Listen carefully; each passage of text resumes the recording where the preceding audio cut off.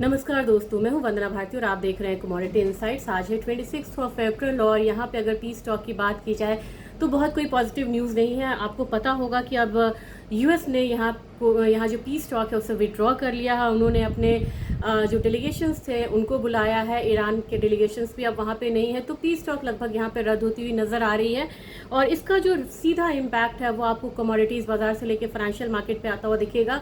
कल के दिन में हो सकता है कि इक्विटी यहाँ पे एक रेड जोन में ही ओपन हो। और अगर हम बात करें कि किस तरीके का रिएक्शंस यहाँ पे आ सकता है कमोडिटी मार्केट में, एक अपसाइड आपको क्रूड ऑयल में यहाँ पे एक्सपेक्टेड होनी चाहिए। और वहाँ पे एक अपसाइड मूव जो है वो कहाँ तक क्रूड ऑयल को ले जा सकता है, ये है 96 से 97 डॉलर तक। हमारे बाजार की बात की जाए तो 9000 वाले टेरिटरी में एक बार हम फिर से आ सकते हैं। लेकिन अब यहाँ पे जो हायर जोन है, पहले 11000 का था, ये 10000 नहीं, अब ये यहाँ पे 9300 से 9400 का बन चुका है।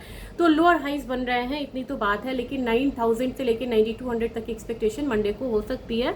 जबकि नेचुरल गैस की बात की जाए, नेचुरल गैस में काफ़ी सारे यहाँ पे सवाल आए थे। नेचुरल गैस में मैंने यहाँ पे कहा भी था कि एक्यूमुलेट करना चाहिए। अब यहाँ पे एक माइल्ड टेम्परेचर का वेदर का न्यूज़ जो है वो इसमें काफ़ी एक प्रेशर डालता हुआ नज़र आ रहा है। जबकि ओवरऑल जो इन्वेंट्रीज हैं यूएस की, खासकर वो 8% अपसाइड वाली एक रिपोर्ट आई है, जिसकी वजह से हम लोगों ने प्राइसेस पे दबाव आता हुआ देखा है।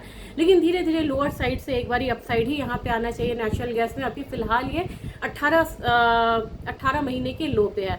अब आप कहेंगे कि करना क्या चाहिए। पहले तो प्राइसेस को सेटल होने दीजिए। 238 के करीब यहाँ पे प्राइसेस आए, 239 के करीब।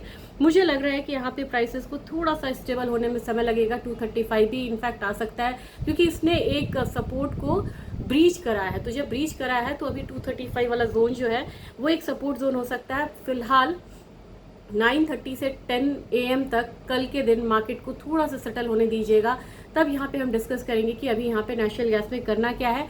और जो लोग यहाँ पे बाई हैं, मुझे लग रहा है कि लोअर लेवल बाइंग आएगी, वहाँ पे उनको वेट करना चाहिए।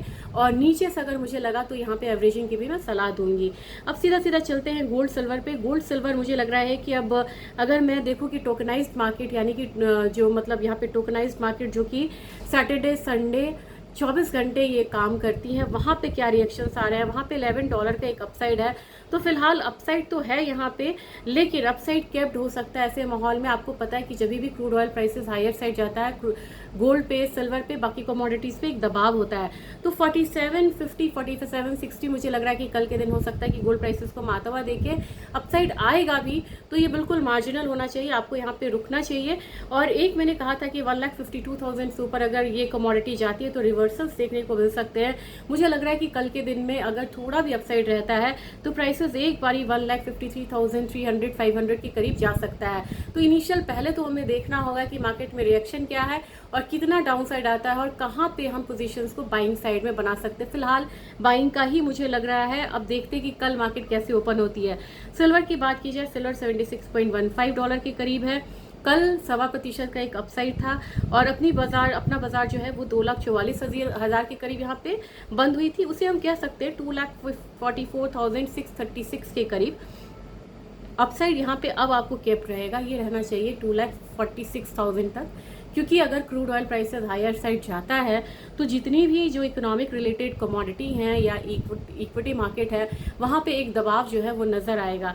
तो अपसाइड कैप्ड रहेगा सिल्वर में भी 2,46,000 के करीब। जबकि मेटल्स की बात की जाए तो मेटल्स से मुझे अभी भी एल्यूमिनियम में तेजी लग रही है। मुझे लग रहा है 380 तक आ सकता है, जिंक में 351 का लेवल, और कॉपर मुझे लग रहा है कि एक बारी 1300 का लेवल आता हुआ दिख सकता है। तो कल की मार्केट में नी जर्क रिएक्शन में भले ही हम थोड़ा सा एक गिरावट देखें, लेकिन गिरावट पे मुझे लग रहा है कि एक बार जो बाइंग है वो फिर से आएगी। तो काफ़ी सारी कमोडिटीज़ में करेक्शन पे बाइंग अपॉर्चुनिटी का दिन हो सकता है मंडे का दिन, यानी कि 27 अप्रैल। Thank you.